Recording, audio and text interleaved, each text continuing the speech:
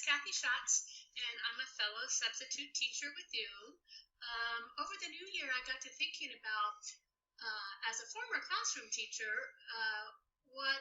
what ideas could I share with you that might help you have an awesome spring semester? Because I'm sure, like me, lots of you have been in situations where you've arrived in the classroom and the teacher didn't have time to prepare plans for you, and you had to sort of wing it and come up with meaningful learning activities. Or you've arrived and there are glitches in the technology and you're not able to facilitate the plans that were left for you. Or something extra comes up in the day that interrupts the plan, so you're not able to complete them in the time frame that was provided for you, or students finish early, and then you have some students that are learners that are still trying to finish or trying to engage in the assignment in a productive, meaningful way, while others are long finished and it was easy for them. So this is an activity that is really useful for me, and I hope it will be useful for you too. It's called the Foursquare. I call it Foursquare Retell, but it could be used in lots of different ways besides just retelling. So the good news is it doesn't really take a lot of preparation at all or planning, because it just starts with a blank piece of paper, which we all have access to, and then that paper is divided into 4 sections. So I'll show you some of the really powerful ways that you can use this Foursquare technique. It can be used in any grade level from kindergarten up through high school, and then also any content area from language arts to mathematics, science, the second step social emotional curriculum. The sky's the limit. So I'm excited to show you my ideas. Here we are with an example of a Foursquare Retell, and then of course the learner would think about what happened first in the story, what happened next in the story, then and last in the story. And so for your young learners and striving learners, this might just look like pictures and using what they know about letter sounds and words to label their pictures. For our more advanced learners, it could be that they're using an entire sentence with a picture, or they're using short paragraphs. You adjust it to the developmental needs of your learners. Also, you can adapt this so that it could be, instead of first, next, then, and last, it could be sections to talk about the characters, the setting, the plot or problem, and the summary of a story. So you can be very versatile in how you use this as a retell.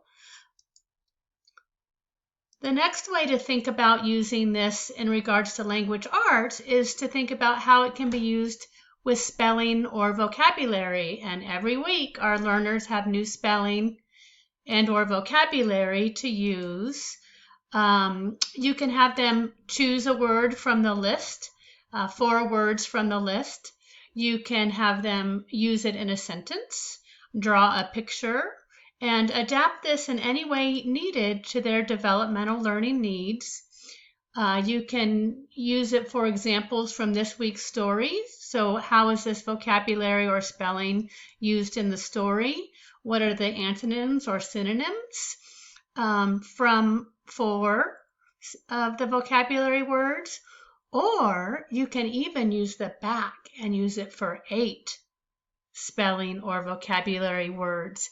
It's up to you in noticing the needs of particular students or the grade level of the class that you're in to help determine in the most beneficial ways to use this for spelling or vocabulary practice.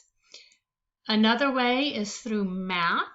So the learner can show 4 different ways to show a particular number, or solve a problem, or equations that equal a particular quantity.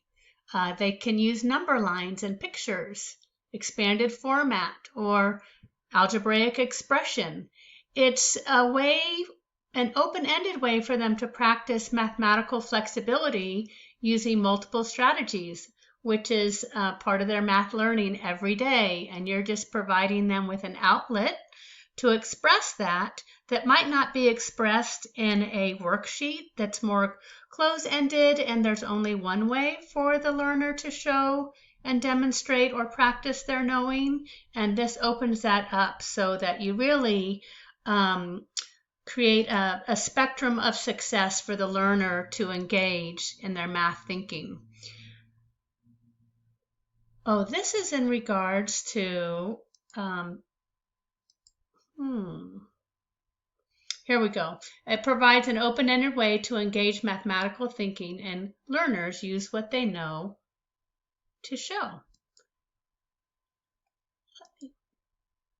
In regards to second step extension, they can draw or write their thoughts or feelings of the characters that were connected to the lesson. I know a lot of teachers choose to incorporate second step into their lesson plan, and it shows a scenario on the second step card, and then they can draw or write about the scenario that you discussed as a class.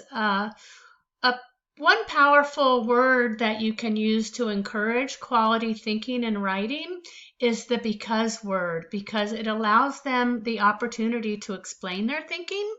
And that's a really good thing to highlight when you're giving instructions on writing. Don't forget about the word, the magical word, because. They can choose 4 ways that they could have helped in that situation, or 4 things that they could have done that would be helpful to themselves or the other people involved in that particular scenario.